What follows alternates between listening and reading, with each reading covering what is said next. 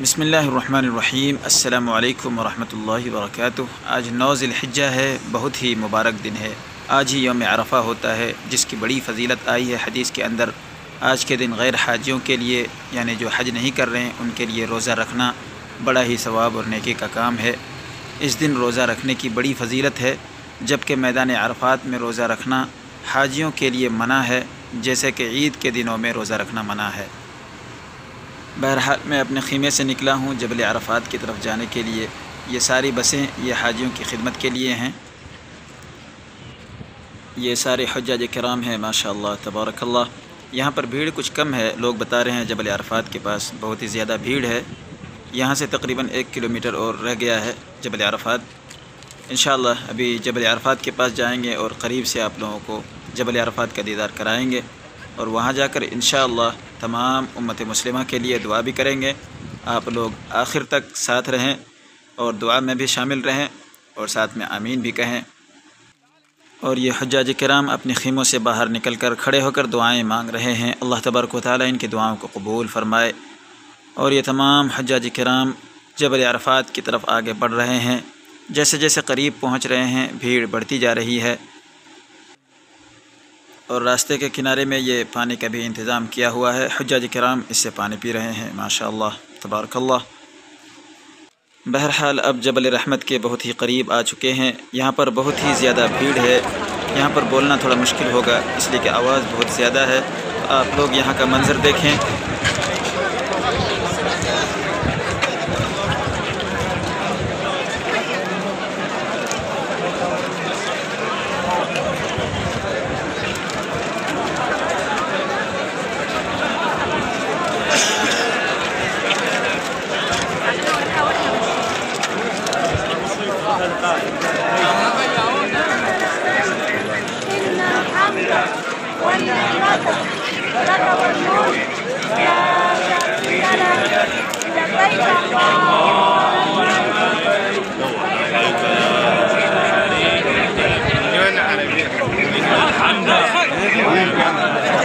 لك والملك لا شريك لك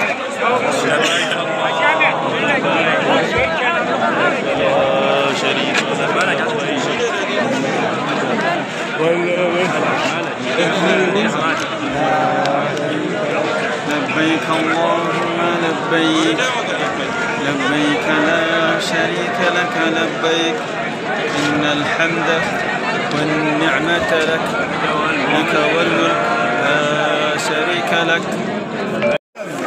اللهم انا نسالك صحبه المصطفى صلى الله عليه وسلم وان بيت وكل ما يقربنا منها من قول وعمل، ونعوذ بك من النار وكل ما يقربنا منها من قول وعمل. اللهم ان كان رزقنا في السماء فانزله، وان كان في الارض فاخرجه، وان كان بعيدا فقربه، وان كان قريبا فيسره، وان كان قليلا فكسره، وان كان كثيرا فبارك لنا اللهم فيه. اللهم اصلح لنا ديننا الذي هو عصمة أمرنا، واصلح لنا دنيانا التي فيها معاشنا، واصلح لنا آخرتنا التي فيها معادنا، واجعل الحياة زيادة لنا من كل خير، واجعل الموت راحة لنا من كل شر، واجعل كل قضاء قضيته لنا خيرا يا رب العالمين. اللهم أرنا الحق حقا وارزقنا اتباعه، اللهم أرنا الحق حقا وارزقنا اتباعه، وأرنا الباطل باطل وارزقنا اجتنابه، ولا تجعل علينا متشابها فنتبع الهوى. يا رب نعوذ بك من ان نموت في طلب الدنيا. اللهم اغفر لنا اذا متنا، واستغفر لنا من يدعو لنا دون مالك. رب اينما كان الهدى فاجعله طريقنا، واينما كان الرضا فاجعله رفيقنا، واينما كانت السعاده فاجعلها في قلوبنا. رب اجعلنا خيرا مما يظنون، رب اجعلنا خيرا مما يظنون، واغفر لنا ما لا يعلمون. اللهم انا استودعناك ايامنا القادمه، واكتب لنا فيها كل خير، واصرف عنا كل شر وبلاء. اللهم انك عفو كريم غفور رحيم لطيف حليم تحب العفو فاعف عنا، تحب العفو فاعف عنا. اللهم انك عفو كريم غفور رحيم لطيف حليم تحب العفو فاعف عنا. اللهم اعف عنا يا رب. اللهم اعتق رقابنا من النار، اللهم اعتق رقاب ابائنا من النار. اللهم اعتق رقاب أمهاتنا من النار. اللهم اعتق رقاب أولادنا من النار. اللهم اعتق رقاب أحيائنا من النار. اللهم اعتق رقاب أمواتنا من النار. اللهم اعتق رقاب المسلمين من النار. اللهم اجبرنا جبرا يليق بعظمتك. اللهم اجبرنا جبرا يليق بعظمتك. اللهم لا تخرجنا من هذا اليوم إلا وقد غفرت لنا. اللهم لا تخرجنا من هذا اليوم إلا وقد غفرت لنا. كرمك يا رب، لطفك يا رب، يسرك يا رب، حفظك يا رب، جبرك يا رب، كرمك يا رب، يسرك يا رب، عفوك يا رب، مغفرتك يا رب. اللهم اجعلنا من المقبولين. اللهم اجعلنا من المقبولين. اللهم اجعلنا من الذين يبدل الله سيئاتهم حسنات. اللهم اجعلنا من المقبولين. اللهم اجعلنا من ورثة جنة النعيم. اللهم ارحمنا إذا أتانا اليقين.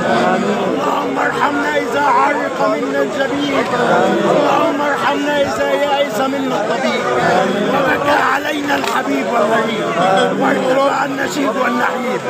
اللهم ارحمنا إذا توالت الكربات وتتابعت الحسرات وكثرت السكرات وفاضت العبارات وتكشفت العورات. اللهم ارحمنا إذا حملنا على الأعناق. اللهم ارحمنا إذا حملنا على الأعناق وبلغت التراب وقيل من راق وظن أنه الفراق وانتفت إليك يا ربنا يوم القيامة. اللهم ارحمنا إذا ورينا التراب وغلقت القبور والأبواب وانفض الأهل والأحباب. اللهم ارحمنا إذا فارقنا النعيم وانقطع النسيم وقيل ما غرك ربك الكريم. اللهم ارحمنا إذا قمنا للسؤال وخاننا المقال ولم ينفعنا جاه ولا مال إلا فضل الكبير المتعال. اللهم ارحمنا إذا صرنا إلى ما صاروا إليه تحت التراب وحدنا. اللهم سخر لنا من يدعو لنا دون ملل. اللهم احسن خاتمتنا في أمورنا. اللهم بشرنا وبشر موتنا موتى المسلمين برب وريحان ورب راض غير غضبان. اللهم بشرنا وبشرهم بقولك ادخلوها بما كنتم. اللهم بشرنا وبشرهم بقولك وجوه يومئذ ناظرة إلى ربها. اللهم بشرهم وبشرنا بقولك وجوه يومئذ اللهم بشرهم وبشرنا بقولك إن المتقين في جنات ونار في مقعد صدق عند آمين. اللهم بشرهم وبشرنا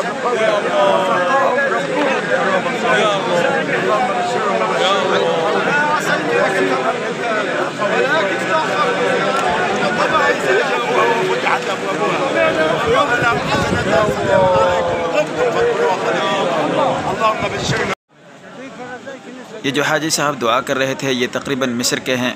बहुत ही आहो बुका के साथ लगन के साथ दुआ कर रहे थे। अल्लाह तबारक व तआला इनकी दुआ को कबूल फरमाए। जैसा कि आप लोगों ने भी देखा, मुलाहज़ा फरमाया। और ये पुलिस सब अब पहाड़ की तरफ नहीं जाने दे रहे हैं, जबल रहमत की तरफ। ये सामने वाला जबल रहमत है और यहाँ से अब सबको दूसरी तरफ मोड़ रहे हैं। और अब हम भी वापस जाने की कोशिश कर रहे हैं यहीं से, इसलिए कि ये पुलिस वाले सब घेराबंदी किए हुए हैं और पहाड़ की तरफ किसी को जाने नहीं दे रहे हैं।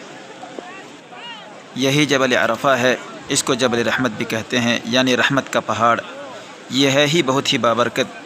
इससे आप इसका अंदाज़ा लगा सकते हैं कि यहाँ पर फ़रिश्तों ने भी कदम रखा है, अम्बियाओं ने कदम रखा है और रसूलुल्लाह सल्लल्लाहु अलैहि वसल्लम ने हज्जतुल विदा का खुतबा भी यहीं से दिया। अल्लाहु अकबर। यहाँ पर हाजियों का वक़ूफ़ करना यानी ठहरना लाज़मी और वाजिब है। अगर मैदान अरफात नहीं आ सके कोई हाजी तो उसका हज मुकम्मल भी नहीं होगा। इससे भी मैदान अरफात की अहमियत और फजीलत का पता चलता है। और ये देखें, ये सिक्योरिटी वाले माशाल्लाह ये लोगों को रास्ता बता रहे हैं। असल में जो हज्जाज किराम अपने ख़ीमों का रास्ता भूल जाते हैं, वापस नहीं जा पाते हैं, तो इनसे पूछते हैं। इनके हाथों में ये मैप है, नक्शा है, ये फिर इसमें देख करके उनको रास्ता बताते हैं कि आप इस तरफ से जाएं, वहाँ पर आपका ख़ीमा है। यानी लोगों की मदद करते हैं हज्जाज किराम की। माशाअल्लाह तबारकल्लाह। और इस तरफ भी देखें माशाअल्लाह, ये भी लोगों को रास्ता बता रहे हैं, हाजियों को ये बता रहे हैं कि आपका ख़ीमा उस तरफ है। असल में ये नक्शा में देखते हैं, इसके अंदर सीरियल वाइज पूरे ख़ीमों का लिस्ट बना हुआ है, तो वो नंबर देख करके फिर बता देते हैं कि आप इस तरफ से जाएंगे तो आपका ख़ीमा वहाँ पर मिल जाएगा। اور یہ پولیس والے کی گاڑی ہے۔ اصل میں اسی طریقے سے بیچ بیچ میں پولیس کو رکھا ہوا ہے تاکہ بھیڑ کو کنٹرول میں رکھا جائے اور کوئی پریشانی نہ ہو۔ تو اب آپ لوگوں سے اجازت چاہتے ہیں، اگلی ویڈیو میں پھر ملاقات ہوگی۔ اگلی ویڈیو ہوگی انشاءاللہ رمی جمرات کی، یعنی شیطانوں کو کنکریاں مارنے والی۔